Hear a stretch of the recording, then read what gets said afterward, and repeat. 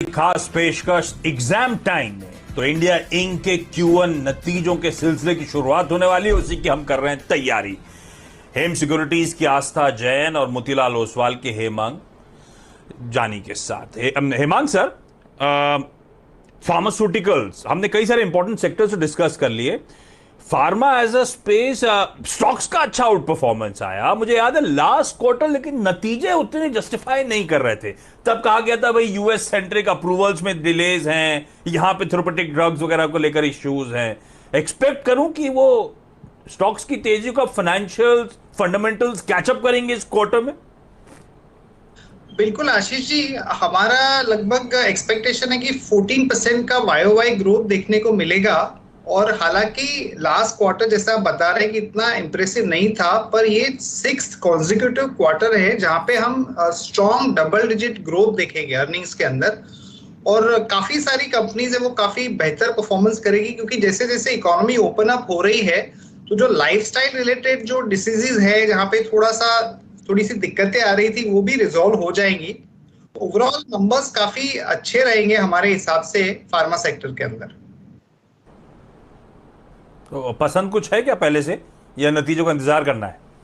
नहीं, बिल्कुल पसंद है। प्रीव्यू के अंदर सन फार्मा एक बहुत ही बढ़िया परफॉर्मेंस भी देगा, स्टॉक भी अच्छा लग रहा है रिस्क रिवॉर्ड के पॉइंट ऑफ व्यू से। डिवीज लैब हमारा प्रेफर्ड पिक है ही काफी टाइम से।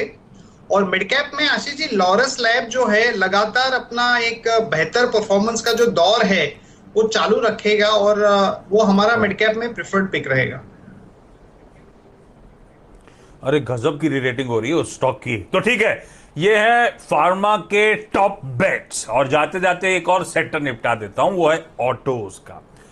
बड़ा स्पेस है। और आस्था, पिछली बार जब लॉकडाउन खुला तो बहुत तगड़ा पेंट अप डिमांड, मेरे ख्याल से किसी ने एंटिसिपेट नहीं करा होगा, उस तरह की पेंट अप डिमांड देखने को मिली थी। इस बार ठीक है, थोड़ी सी टेपर डाउन ग्रोथ आ रही है, लेकिन फिर भी auto as a space performance इस बार कैसा रहेगा? हालात वाकई आप लोग कब एक्सपेक्ट कर रहे हो हेम सिक्योरिटीज में पटरी पर आएंगे? Q2 में, Q3 में कितना समय लगेगा?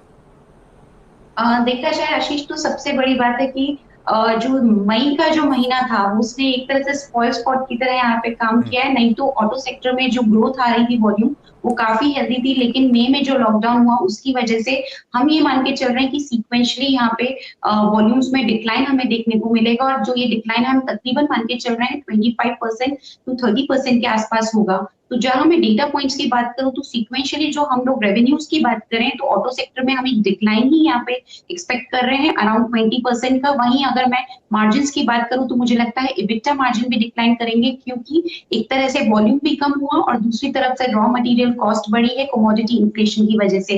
तो इबिटा मार्जिन में भी 2% के आसपास का डिक्लाइन हम मान के चल रहे हैं, और उसकी वजह से बॉटम लाइन थोड़ी सी ऑटो सेक्टर की प्रेशर में रह सकती है, और वहां पे भी हम डिप मान रहे हैं अराउंड 20% का। तो ऑटो सेक्टर अभी ऐसा लगता है कि इतना अच्छा परफॉर्म नहीं करेगा, बट ऑटो एनसीलियरी पसंद आता है। बालकृष्ण इंडस्ट्री क्योंकि एक्सपोजर है एक्सपोर्ट मार्केट को, तो वो वहां पे एक तरह से उसे प्रोटेक्ट करता है डोमेस्टिक जो यहाँ हमने वीकनेस देखी है। और दूसरी तरफ रिप्लेसमेंट मार्केट में भी डिमांड अच्छी है, तो ऑटो एनसीलियरी में बालकृष्ण हमें पसंद आता है, लेकिन ऑटो एनसीलियरी में भी एक डिप ही हमें देखने को मिलेगा। But all together auto sector थोड़ा सा यहाँ पे म्यूटेड परफॉर्मेंस दिखा सकता है। बिल्कुल ठीक, बिल्कुल ठीक, म्यूटेड परफॉर्मेंस होगा, लेकिन इंटरनेशनल एक्सपोजर एक्सपोर्ट्स के चलते BKT को हम लोग बालकृष्ण इंडस्ट्रीज को हम लोग रेडार पे रखेंगे। तो एग्जाम टाइम की तैयारी कर ली है, एक बार तो कोर्स पूरा हो गया है, हुआ आगे तो रिवीजन भी कर डालेंगे, लेकिन मोटा मोटी निकल के ये आया है कि भाई इंडिया इंक का परफॉर्मेंस Q1 में अच्छा रहने वाला है।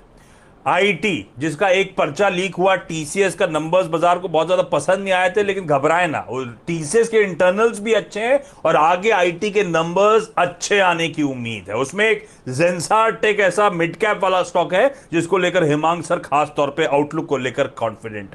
बैंक्स में भाई प्राइवेट दिग्गजों पर ही भरोसा है, तो HDFC बैंक, ICICI बैंक के रडार पर रखेंगे। और बैंक्स में एक निगलिंग वरी है कि इस वेव 2 का एसेट क्वालिटी पर किस हद तक असर देखने को मिलेगा। FMCG का बढ़िया प्रदर्शन होगा, और हेमांग सर 2 स्टॉक्स को लेकर खास तौर पे बुलिश है। गोदरेज जिसकी बढ़िया री रेटिंग हुई थी कंज्यूमर की, और साथ साथ मैरिको जिसके नंबर्स, वैसे Q4 के नंबर्स भी मैरिको के अच्छे आए थे। मेटल्स आस्था बता रही है थोड़ा सा लैकलस्टर ही रहेगा, स्टॉक प्राइस भी दिखा रहे हैं थोड़ा ठंडा पड़ रहे हैं, पर उसमें शायद अगर किसी पे दाव लगाना है तो अभी भी सेक्टर की दिग्गज टाटा स्टील ही प्रेफर्ड नजर आती है। फार्मा पिकअप करेगा, स्टॉक्स के भाव के साथ अब फाइनली फंडामेंटल्स भी बढ़िया कैचअप होते हुए नजर आएंगे, और उसमें अगर मजौली कंपनी है तो वो लॉरस लैब्स है, बाकी के नाम आपकी स्क्रीन पर आ जाएंगे। ऑटो वेव 2 का इंपैक्ट पड़ा है, नतीजे ठंडे रहेंगे।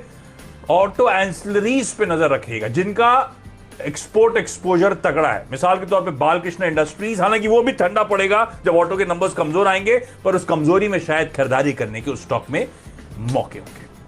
हो गया समाप्त। इस नोट पर आस्था जी, हेमांग जी, आप दोनों का बहुत बहुत धन्यवाद वक्त निकालने के लिए, पूरे रिजल्ट सीजन की तैयारी कराने के लिए।